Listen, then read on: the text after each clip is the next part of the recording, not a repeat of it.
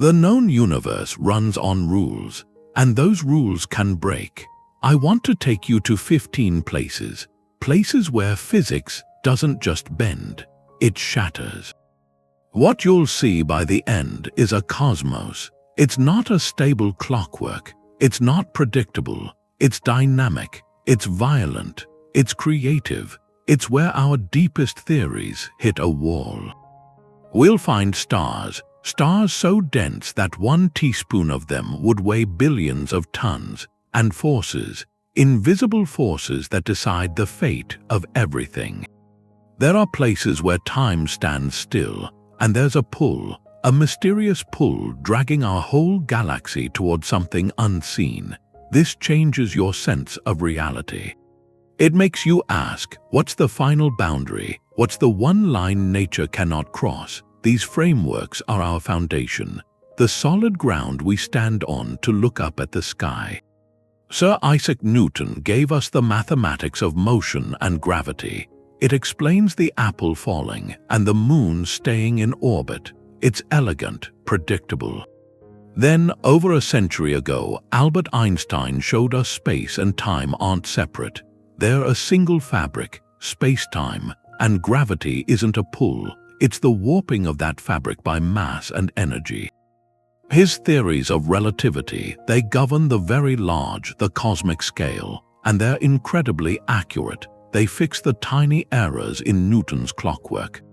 They make our satellite navigation possible. At the other end of the scale, the vanishingly small, we have quantum mechanics.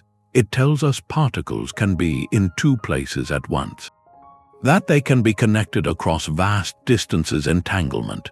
That reality, at its core, is a game of probabilities, not certainties. So this trio, classical physics, relativity, quantum mechanics, it's the rulebook for our universe.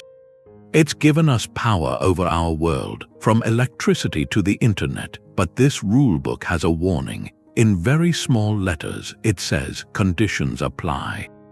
And the universe loves to create conditions where those rules don't apply. In the most violent, energetic, bizarre corners of existence, our equations just stop working.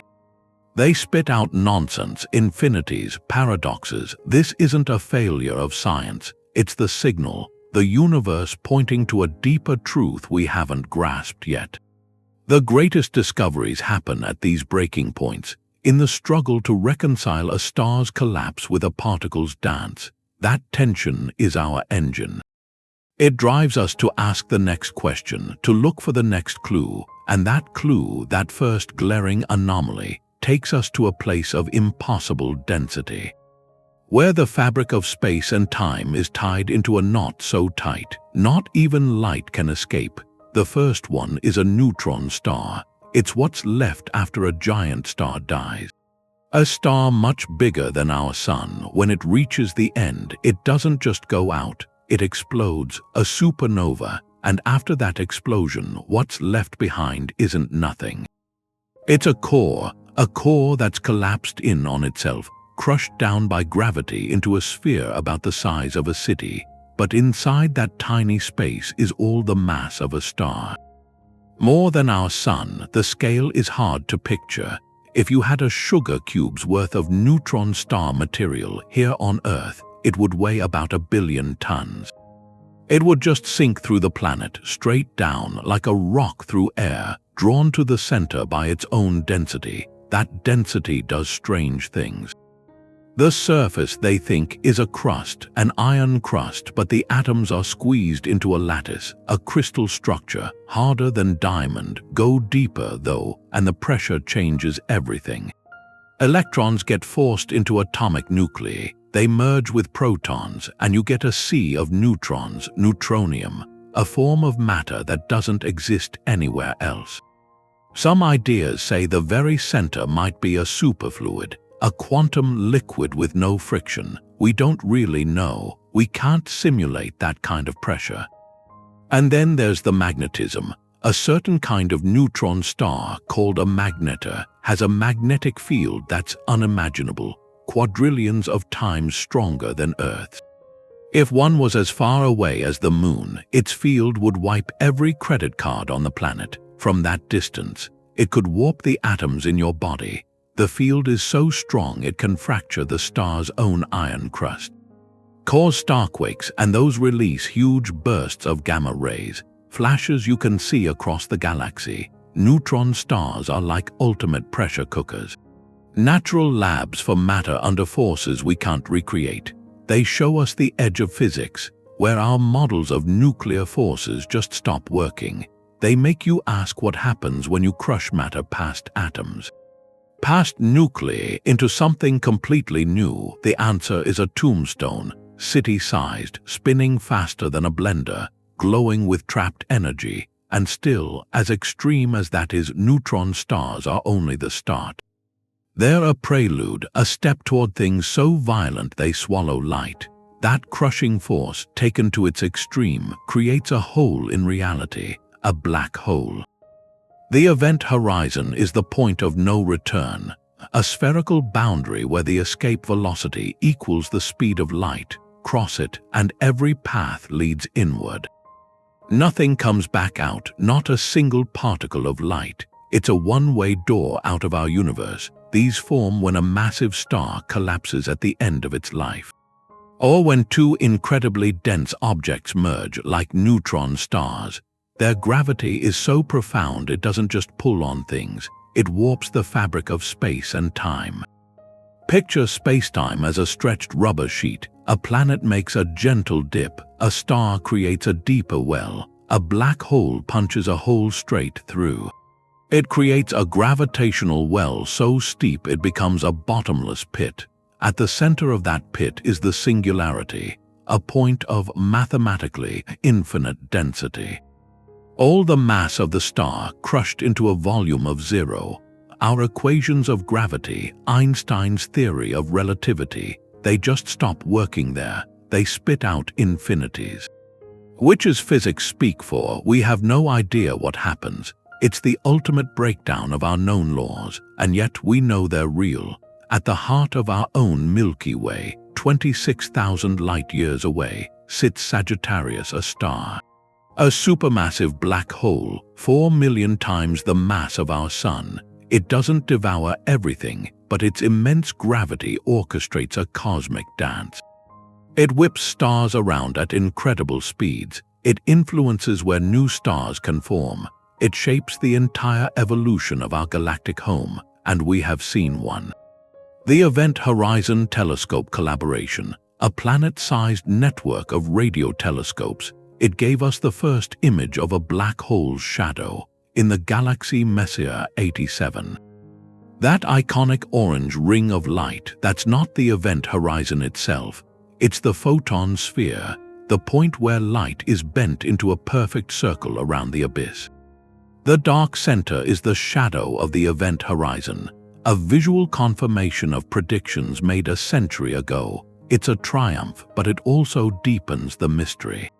We can see the edge of the darkness, but the interior and that impossible singularity remain completely hidden. This is the great conflict. General relativity describes the gravity of the black hole perfectly, but it says nothing about the quantum nature of the matter that fell in.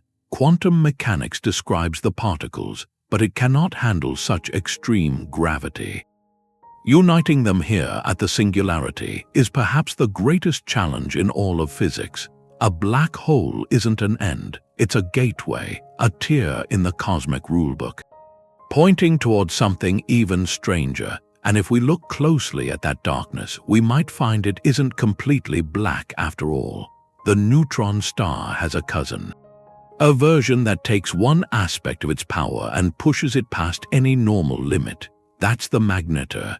If a neutron star is a pressure cooker, a magnetar is that cooker wired to a bomb. With a magnetic field as the trigger, this field isn't just strong, it's on a different plane. We measure these fields in Gauss. A refrigerator magnet is about 100 Gauss. Earth's field is about half a Gauss. A neutron star's field is around 1 trillion Gauss. A magnetar's is 1,000 times stronger than that, 1 quadrillion Gauss. To picture that, imagine a magnetar appearing as close as the moon, about 240,000 miles away. Its field wouldn't just disrupt compasses. It would magnetize you. It would warp the atoms in your body, pulling on the electrons so hard that chemistry itself would stop working. From that distance, it could wipe every magnetic strip on every credit card on Earth. This isn't fiction. It's the calculated power of something that's actually out there, spinning in the dark. So where does that force come from? It's born from chaos. When a massive star collapses into a neutron star, if it's spinning fast enough and has the right internal soup of particles, a dynamo effect kicks in. It's like the universe's most powerful generator. The core is a superfluid, a quantum liquid with no friction, swirling at incredible speeds. That motion, combined with the insane density, amplifies any existing magnetic field. It twists it and winds it tighter and tighter until it reaches these ludicrous strengths. The energy stored in that twisted field is staggering. It equals all the energy our sun will radiate over its entire 10 billion-year life. But in a magnetar, that energy isn't released slowly. It's stored like a coiled spring, waiting to snap, and it does snap. The magnetic field is so strong it physically grips the star's crust. An iron crust harder than any steel. It twists it, stresses it, until the crust can't take the strain. It fractures. A starquake on Earth. An earthquake releases seismic energy. On a magnetar, a starquake releases magnetic energy. The result is a flare, an explosion of gamma rays and X-rays of almost incomprehensible power. In December of 2004, a magnetar 50,000 light-years away, on the other side of our galaxy, had such an event. Its flare lasted just a tenth of a second. In that instant, it released more energy than our sun has put out in the last 250,000 years. It was the brightest object ever detected outside our solar system. It was so powerful it ionized atoms in Earth's upper atmosphere. It distorted long-range radio signals. We felt the echo of a star's crust cracking from halfway across the Milky Way. Magnetars force us to rewrite the textbooks on electromagnetism. They create conditions where the vacuum of space itself is altered. It becomes birefringent. Light splits into two beams as if passing through a crystal. They show us a realm where magnetism isn't just a force for picking up paper clips. It's the dominant architect of reality, shaping matter and unleashing violence that rivals supernova. This magnetic mayhem proves a point. Even among the most extreme objects, there are hierarchies. A new layer of terror, but gravity, the force that makes black holes, is patient. It waits, and in some of these stellar remnants, it is quietly planning a final, silent victory. Even quantum pressure has a limit. That limit is a white dwarf. It's the final stage for stars like our sun. When a star like that runs out of fuel, it doesn't explode. It puffs away its outer layers, leaves behind a glowing shell, a planetary nebula, and what's left is the core, exposed, a sphere about the size of Earth, but with the mass of our sun. The density is staggering. A teaspoon of that material would weigh several tons. A matchbox full would weigh as much as an elephant. That material is in a state we can't make here. It's called degenerate matter. The atoms are crushed, their electron shells are gone. The electrons aren't bound to nuclei anymore. They form a quantum sea. A frictionless sea, and it's the pressure of that electron sea pushing back against gravity that holds the star up. That's electron degeneracy pressure. A purely quantum force. It has nothing to do with heat or nuclear reactions. It's just electrons refusing to be squeezed into the same state. It's the universe's no vacancy sign. For stars up to about 1.4 solar masses, that no is strong enough. Gravity stops. The white dwarf just cools. Over billions of years it fades from white to red, eventually to a cold black dwarf. A cosmic cinder, but that peaceful end isn't guaranteed. Many white dwarfs are in binary systems with a companion star, and if they're close enough, the white dwarf's gravity can steal material.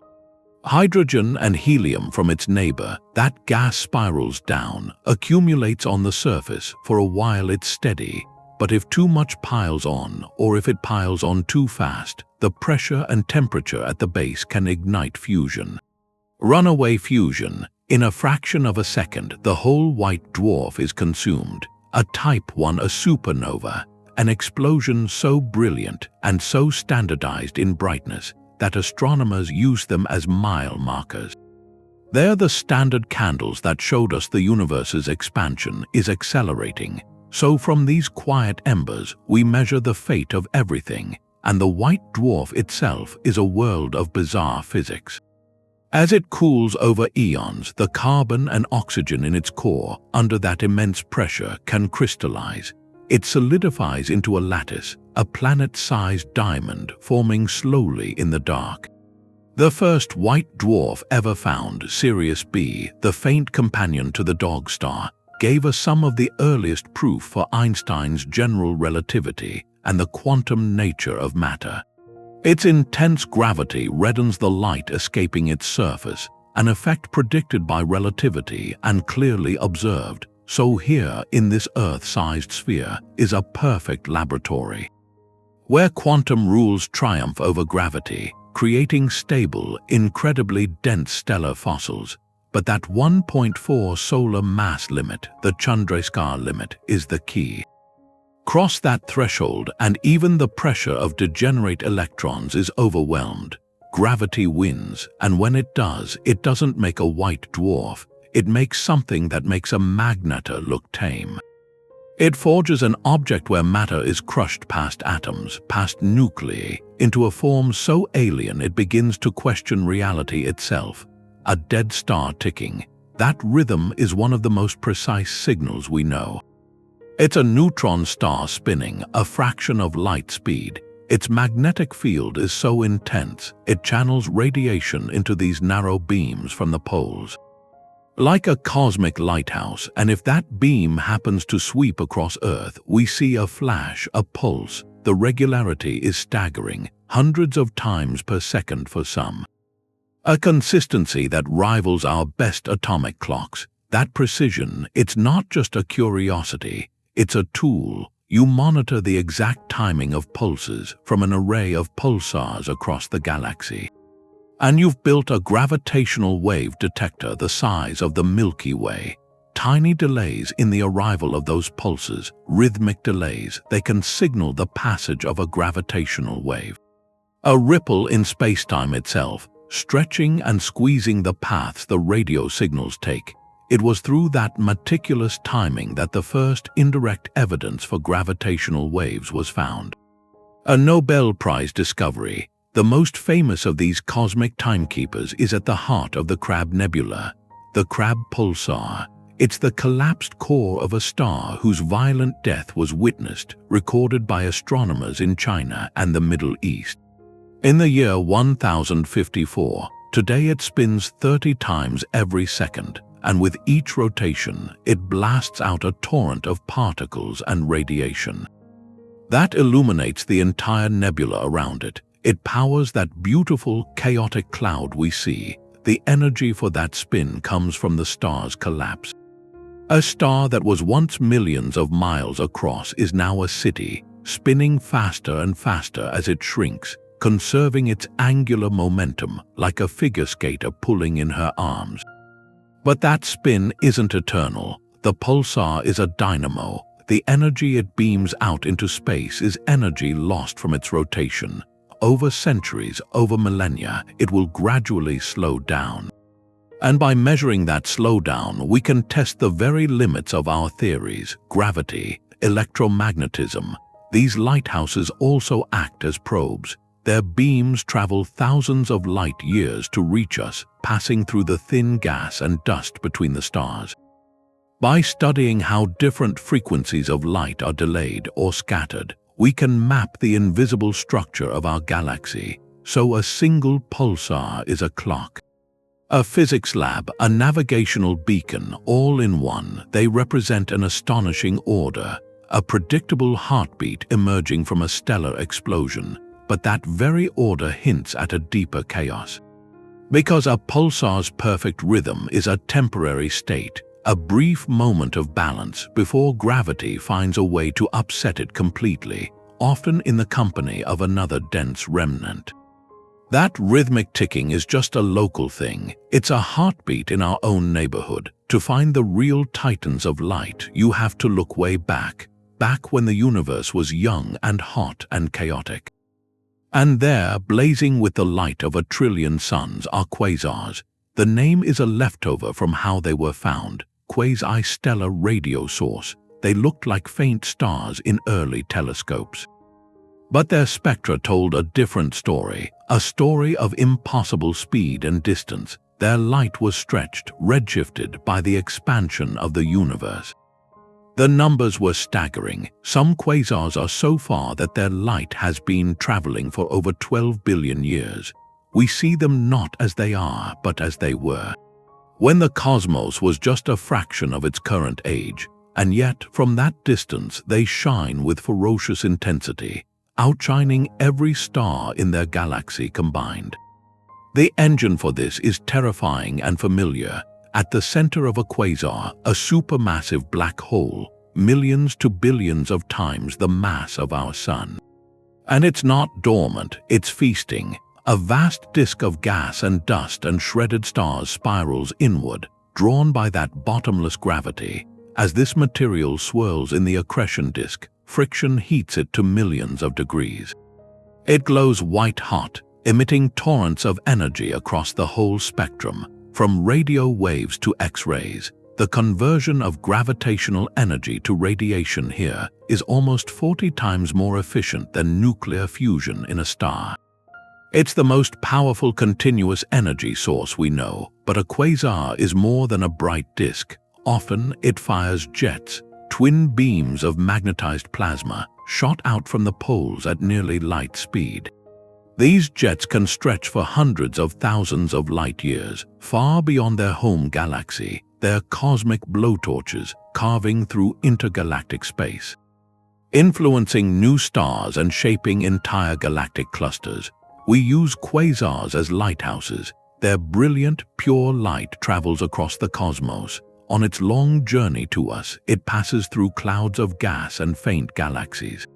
Those clouds imprint dark absorption lines on the quasar's spectrum, like fingerprints. By reading these lines, astronomers can map the invisible structure of the universe. They can take a census of the diffuse gas between galaxies, find the faintest, most distant objects by the shadows they cast. The most famous quasar, 3C273, was the first to have its redshift measured. That confirmed these weren't stars. They were extraordinary extragalactic monsters. It shines with the light of about 4 trillion suns, yet its central engine is smaller than our solar system. That concentration of power is almost beyond comprehension. Quasars are the violent adolescents of galaxies. They show us a time when central black holes gorged themselves. And in doing so, their radiation and jets actually regulated the growth of their host galaxies. This feedback, a balance between creation and destruction, is what built the universe we see. Quasars themselves have mostly gone quiet now, their fuel exhausted, their black holes now sleeping giants like the one in our own Milky Way. But their light, a message from the dawn of time, still reaches us. It tells of an era of unimaginable brilliance, powered by gravity's most absolute triumph, and it makes you wonder, if that is the most luminous thing, what could possibly outshine it? Even a quasar's fury has a direction. Its light goes out in all directions, lighting up the space around it. But then you tilt that cosmic blowtorch, you point it right at Earth. And what you get isn't just a bright object, it's a weaponized beam, pure energy. That's a blazar, the most violently variable things we know. They're in the same family as quasars' active galactic cores with supermassive black holes. But with a blazar, our view is special. We're looking almost straight down the barrel of one of its jets, a jet of magnetized plasma, screaming out from the poles of the black hole's disk at over 99% light speed. That alignment changes everything. Relativity takes over. When something moves that fast, its radiation gets focused, beamed. It piles up in the direction it's going. That's relativistic beaming. It amplifies the jet's brightness by thousands, sometimes millions. What would be a brilliant lighthouse from the side becomes a searing searchlight aimed right at us. That's why something like Velocity, which looks like a faint, variable star, is actually a monster, a galactic core shooting directed energy across billions of light years. Its behavior is frantic, unpredictable. A blazar's brightness can double in minutes. It can flare across the whole spectrum, from radio waves up to the most energetic gamma rays. These gamma rays are so powerful they can interact with the ancient light that fills the universe, the extragalactic background light. It's a cosmic fog. When a high-energy gamma ray from a blazar hits one of these older, lower-energy photons, they can annihilate. They create a pair of particles. It means the universe has a kind of opacity to the highest energy light over vast distances. By measuring how many of the most energetic gamma rays reach us from blazars at different distances, astronomers can map this background light. They can study the history of star formation across time using a particle beam as a probe. Blazars are also nature's ultimate particle accelerators. The shocks inside those jets can boost particles to energies millions of times greater than anything we can make at the Large Hadron Collider. They're natural labs for physics we can't recreate, testing our models of magnetic reconnection and shock acceleration in the most extreme places. Their wild variability gives us clues about the jet's launching region, which has to be incredibly small to change so fast, and about the spin of the black hole itself, which helps power and shape the jet. So a blazar teaches a lesson about perspective. It isn't necessarily more powerful than a quasar seen from the side, but our head-on view turns its focused fury into the most dazzling, violent display we can see. It shows that in the cosmos, where you stand determines what you see. A slight shift in angle can turn a distant glow into an apocalyptic beam.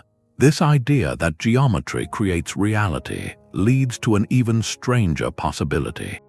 What if the geometry wasn't just about our viewpoint but was built into the object itself? What if we found a cosmic lens made by gravity that could show us the same cataclysm over and over? A blazar's beam is focused, but there are also unfocused detonations, gamma-ray bursts. They're the birth cries of black holes or the death rattles of neutron stars colliding. In just a few seconds, one of these events can release more energy than our sun will over its entire 10 billion-year life. It's the single most powerful type of explosion we know of. For a moment, it outshines every star in every galaxy in its part of the cosmos. All that fury is packed into a flash of gamma radiation, the highest energy light there is.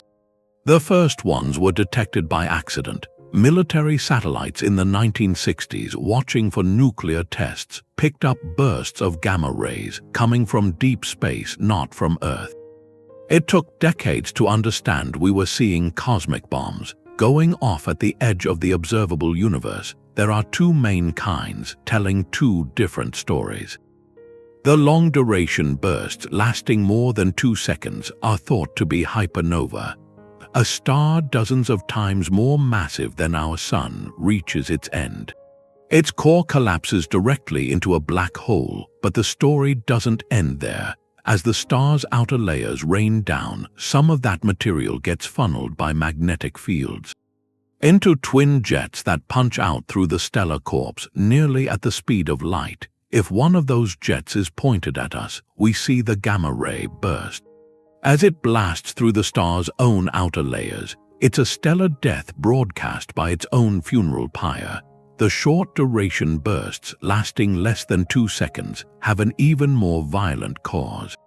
They're the final embrace of two neutron stars, or a neutron star and a black hole. locked in a decaying orbit for millions of years. Their final milliseconds are a cataclysm of gravity. They spiral in, merge, and likely form a new black hole in an instant. The collision sprays out a blitz of gamma rays and, crucially, a shower of neutrons. In that neutron-rich environment, through rapid neutron capture, the universe forges the heaviest elements: gold, platinum, uranium, the precious metals in your jewelry. The radioactive fuel in power plants, they were likely born in the fiery merger of two dead stars, billions of years ago. We know this because of an event in 2017. Astronomers detected gravitational waves from a neutron star merger. 2 seconds later, telescopes saw a gamma ray burst from the same patch of sky. It was the first multi-messenger observation of a single cosmic event. It confirmed the theory: the burst itself is just the opening act. As the jet slams into the surrounding gas, it creates a long-lasting afterglow, visible in X-rays, visible light, and radio waves. This fading beacon becomes a tool. Its light travels for billions of years to reach us. On that journey, it passes through galaxies and clouds of gas.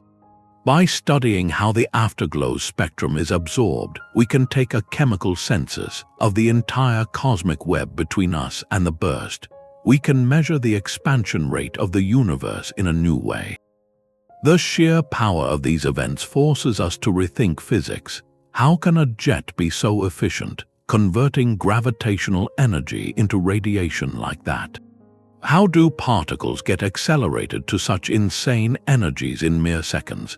Each new burst we detect is a data point from the edge of known physics, a violent reminder that matter, under enough stress, will always find a way to tear itself apart in the most spectacular way possible. And if a single star's death can light up the cosmos, what kind of explosion could shake the very fabric of the universe itself? These stellar bombs aren't the only things flung across space at impossible speeds. Some stars themselves become the projectiles. Launched from the very heart of our galaxy, they race through the void like celestial cannonballs. We call them hypervelocity stars. They're moving so fast, over 1 million miles an hour, that they're not just orbiting the Milky Way, they're escaping it. On a one-way trip into the cold, dark intergalactic wilderness, their story starts with a gravitational slingshot. The most likely culprit is the supermassive black hole at our galactic center, Sagittarius, a star. You picture a binary star system, 2 stars orbiting each other, drifting too close to that monstrous gravity well. The black hole's tidal forces can tear the pair apart. One star gets captured into a tight orbit, the other is flung away, catapulted at a staggering speed. It's a 3-body interaction, a kind of cosmic brutality.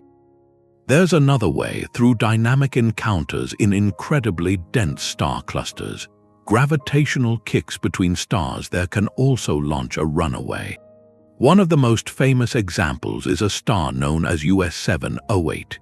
It's a small, helium-rich star traveling at roughly 745 miles per second. That's fast enough to go from Earth to the Moon in about 5 minutes. At that speed, the gravitational pull of the entire Milky Way cannot hold it. It is destined to leave. To become a lone wanderer between galaxies, these stars are more than just curiosities. They are tracers, natural probes sent out from the most chaotic region of our galaxy. By tracking their paths backward, astronomers can map the gravitational field of the galactic center with precision. And their trajectories also feel the subtle tug of dark matter, the invisible scaffolding of our galaxy. So a hypervelocity star's path is a recorded line through that unseen landscape. It helps us chart what we cannot see. Their journeys tell a violent story, too. A story of broken partnerships.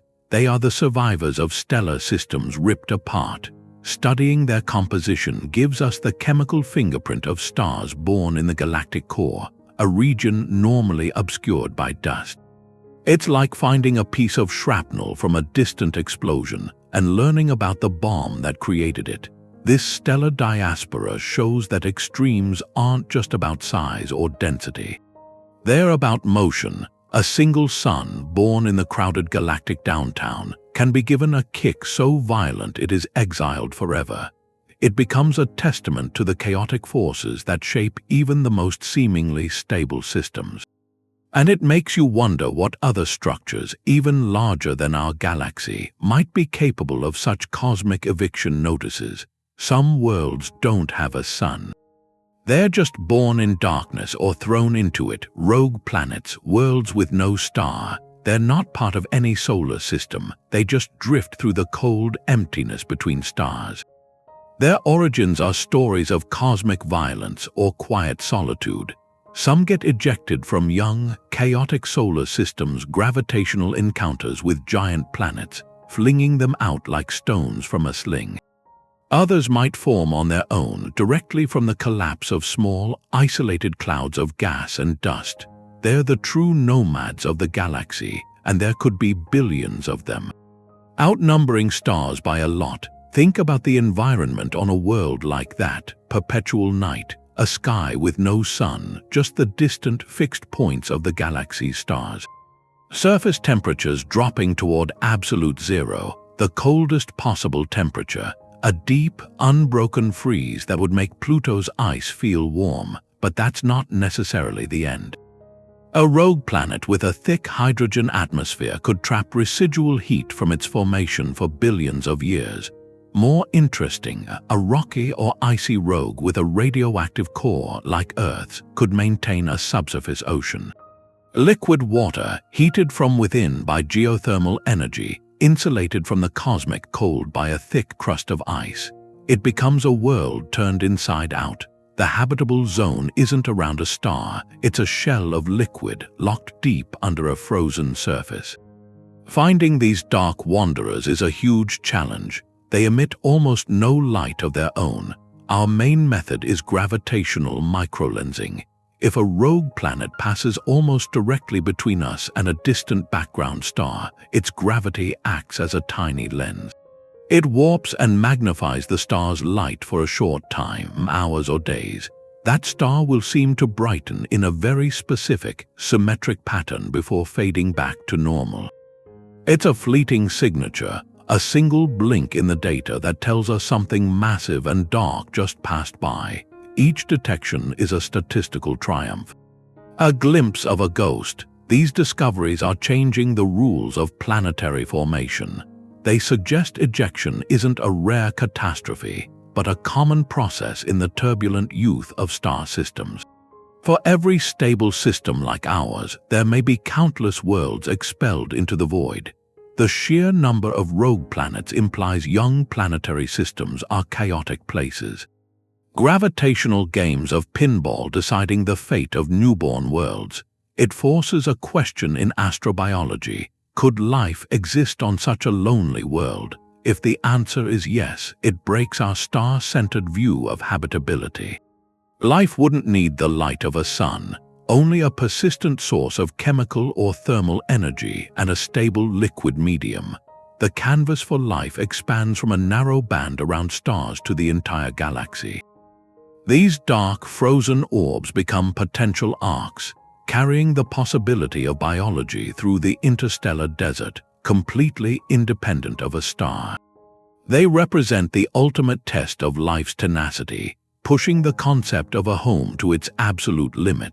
And if life can persist in that profound isolation, adrift between the stars, then what other forms of cosmic connection might be possible?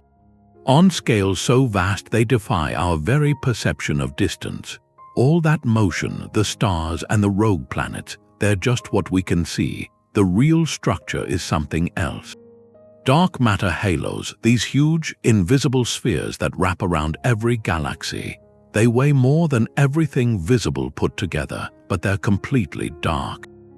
They don't glow, they don't absorb light, they don't reflect it. We only know they're there because of gravity. Their pull is what's moving everything we see.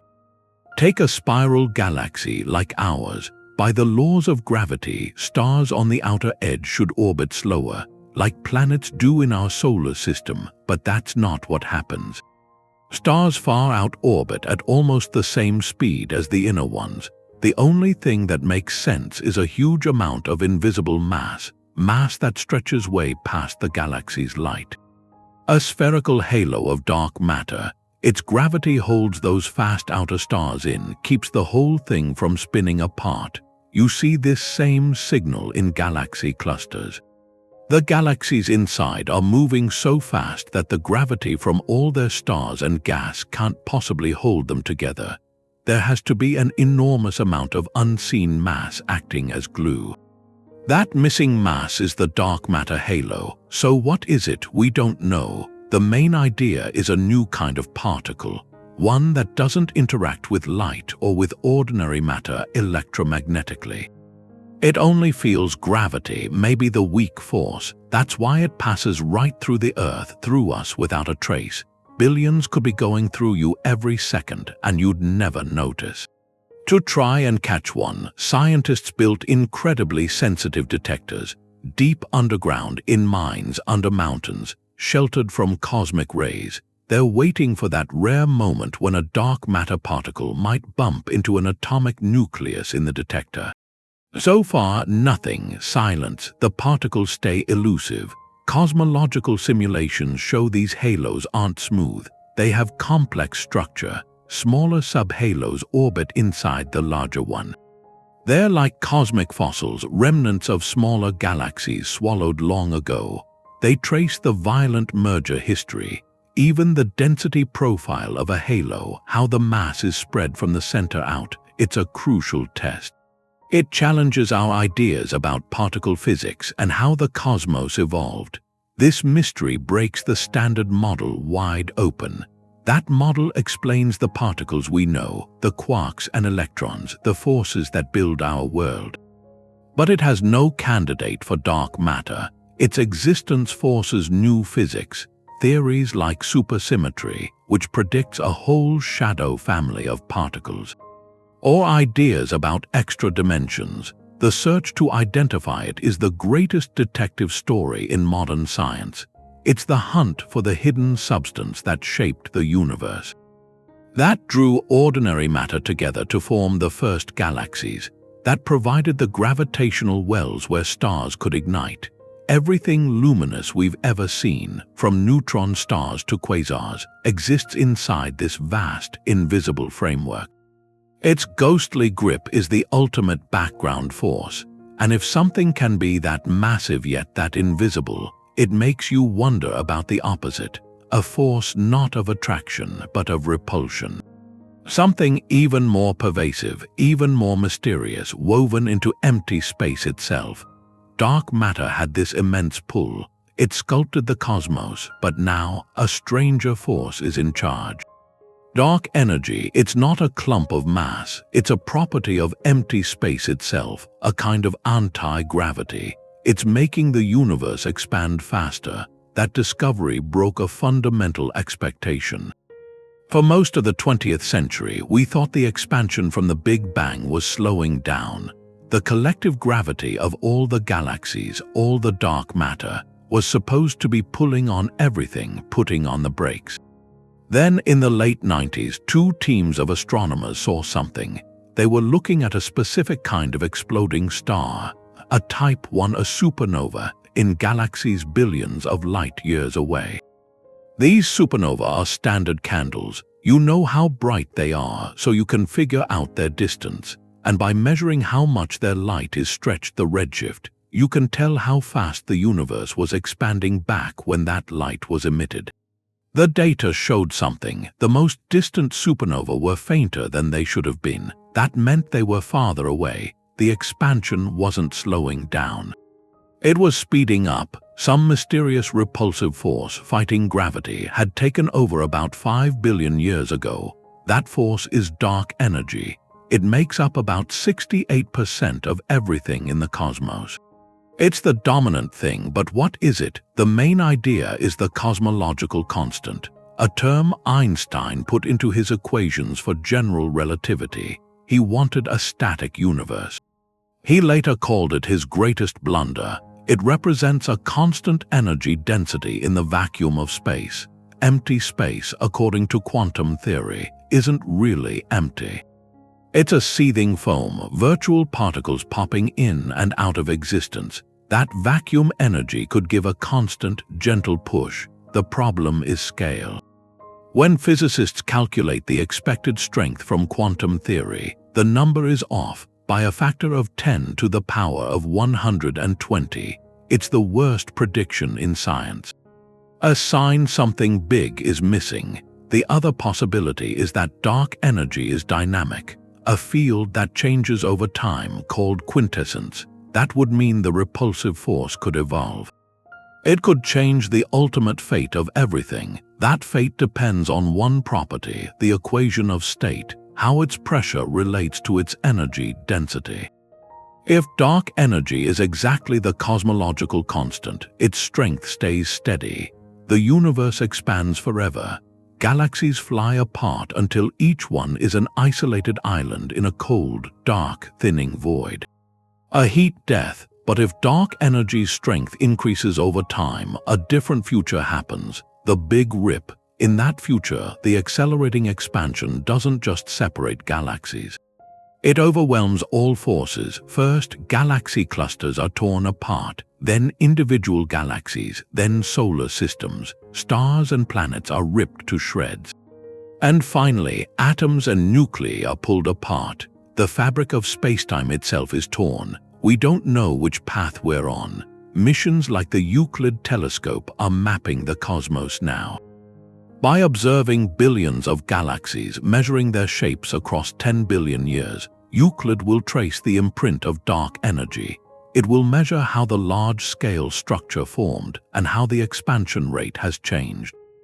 This data is the key. Dark energy breaks our intuition. It tells us the vacuum, nothing, is not nothing. It's the most potent something. It dictates the final destiny of everything.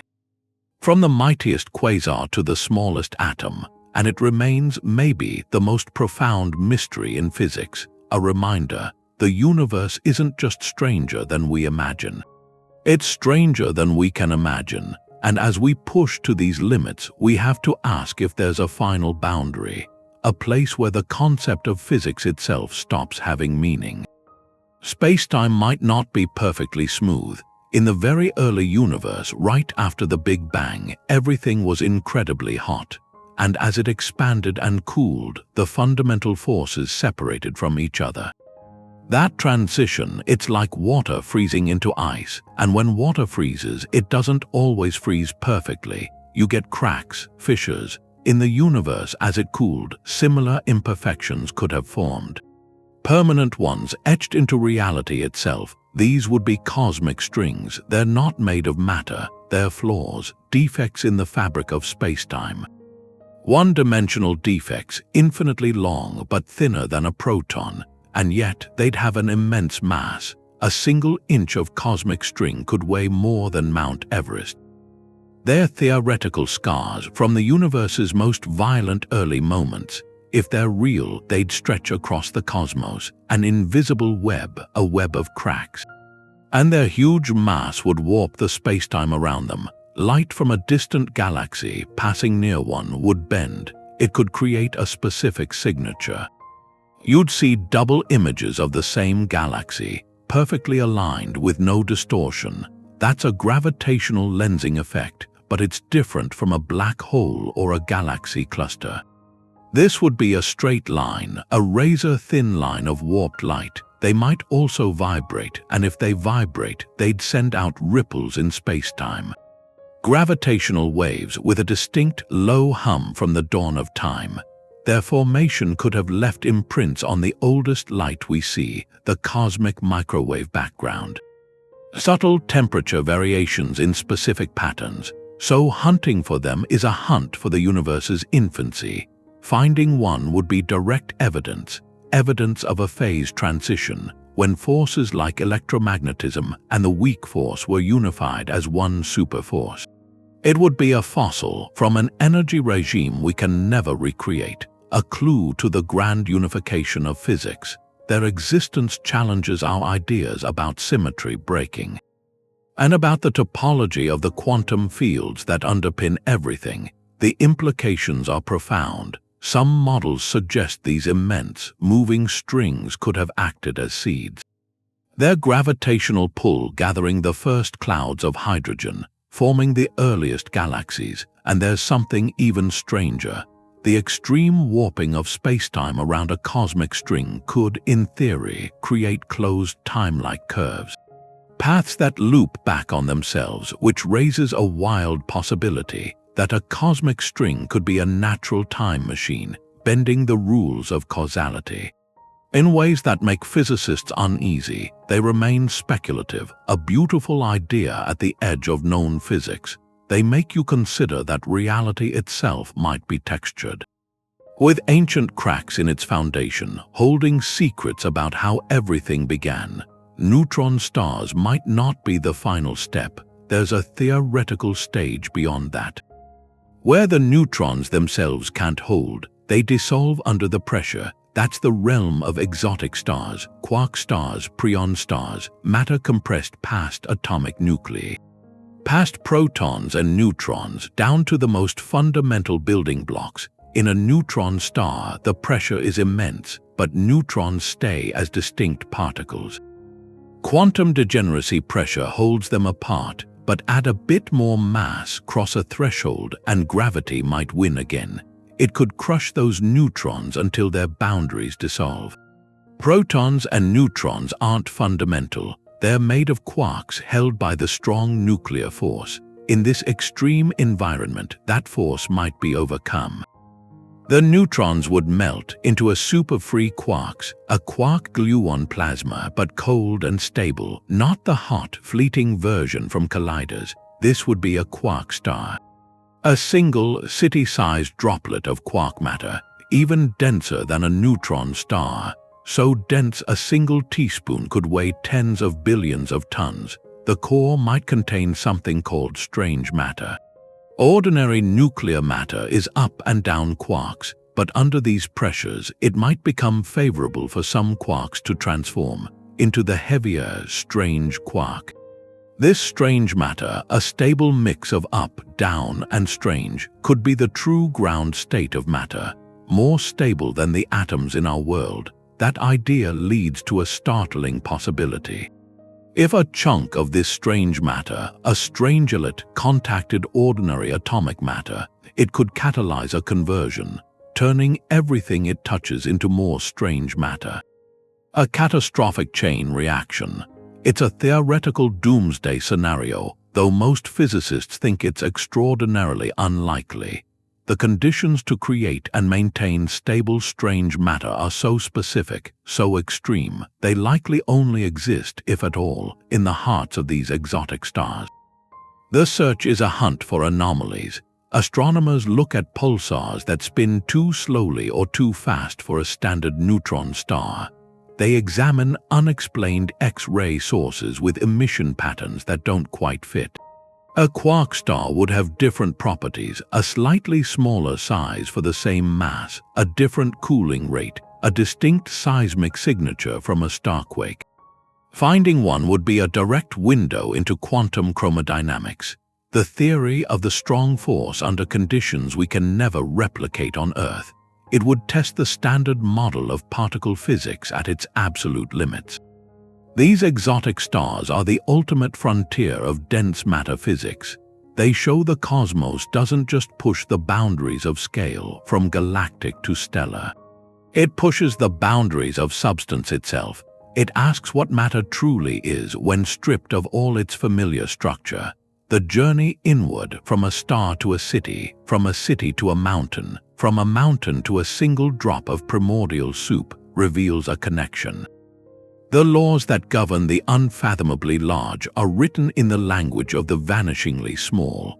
The fate of a star is decided by the behavior of particles a billion times smaller than an atom. This exploration blurs the line between astrophysics and particle physics. It suggests that to understand the greatest engines in the universe, we must first understand the smallest pieces of reality. And if we can find matter crushed into its most fundamental form, it forces one final question. What lies beyond even that? Is there a final, indivisible state, or does the compression simply continue, creating a knot in reality so tight it ceases to be a thing at all and becomes something else entirely? That inward force, that crushing journey, it's only one side. Because our whole galaxy is also being pulled, on a scale that redefines motion, behind the thick veil of the Milky Way center, in what astronomers call the zone of avoidance, there's a gravitational mystery. The Great Attractor, an immense concentration of mass, a focal point of gravity so strong it's dragging our galaxy and thousands of others toward it at over 1,000,000 miles an hour. We're caught in a cosmic current flowing toward something hidden. This isn't just our galaxy moving, it's our entire local universe on the move. The center of this pull is near the Norma cluster, a dense gathering of galaxies. But that cluster alone isn't massive enough to explain the motion. The real source is something larger, a confluence of several massive galaxy clusters sitting in an ocean of dark matter, creating a gravitational well of staggering size. It's the heart of a structure we now call the Laniakea supercluster, our home supercluster, a web of 100,000 galaxies spanning over 500 million light-years. And we're not at the center, we're on an outlying filament streaming toward the dense core. For decades, the Great Attractor was a profound puzzle. Its location is directly behind the crowded, dusty bulge of the Milky Way. Visible light from that direction is completely obscured. It's like trying to see a distant city through a permanent fog, but we learn to look with different eyes. Infrared telescopes which see through dust and X-ray observatories which detect the hot gas between galaxies, they began to map the hidden landscape. They revealed the colossal structures at the heart of Laniakea. The sheer scale of this motion challenges how we think mass is distributed. On these immense scales, gravity isn't just about individual galaxies. It's about the collective pull of vast, uneven sheets and filaments of dark matter, the cosmic web itself. The Great Attractor is likely not a single, unique monster. It's a node, a place where several of the universe's largest filaments intersect, creating a deep gravitational valley, and everything in the surrounding volume is sliding down into that valley. This grand-scale flow is a humbling correction. We often think of galaxies as island universes drifting in stillness. They're not. They're participants in a relentless, slow-motion river. Our cosmic address isn't a static point. It's a trajectory, a path through a dynamic architecture that took billions of years to build. The pull of the Great Attractor is a reminder that even after mapping black holes and quasars, the largest forces shaping our fate are still being charted. It shows how everything is connected, from the quantum pressure inside a neutron star to the gravitational tide guiding our galaxy. It's all part of one system. One set of rules playing out across an impossible range of scales, and it raises a final question. If all these extremes from the infinitesimal to the infinite are linked by the same physics, then what's the one principle that connects them? What's the ultimate rule that even the most violent objects cannot break? That move from the tiny to the enormous shows you one thing. The universe isn't a quiet museum. It's a workshop, a violent, creative forge. The laws of physics aren't just tested there, they're rewritten. These 15 extreme objects aren't curiosities. They're the frontier of what we know. Each one is a question mark in reality. A neutron star asks what matter becomes when atoms are crushed. A black hole demands a theory that connects the very large and the very small. Dark energy challenges our idea of nothing itself. These aren't puzzles for one lifetime, they're guides for generations. They show us our understanding is always provisional. A map we keep redrawing as we go further. Every strange observation, every equation that gives infinity, that's not a failure, it's a signal. the cosmos pointing to a deeper truth we haven't reached yet. This pursuit changes our place in things. We're not passive observers on a quiet rock. We're active in a collective search for understanding. Our telescopes, our theories, they're extensions of a basic human drive. The drive to know where we are and what rules this home, this magnificent, terrifying home. So next time you look up at the night sky, let it feel different. Those points of light aren't just stars, they're entire categories of existence, potential magnetars, quasars, rogue worlds, a cosmic zoo of the unimaginable, all under a logic we're just starting to decode. Let that make you question and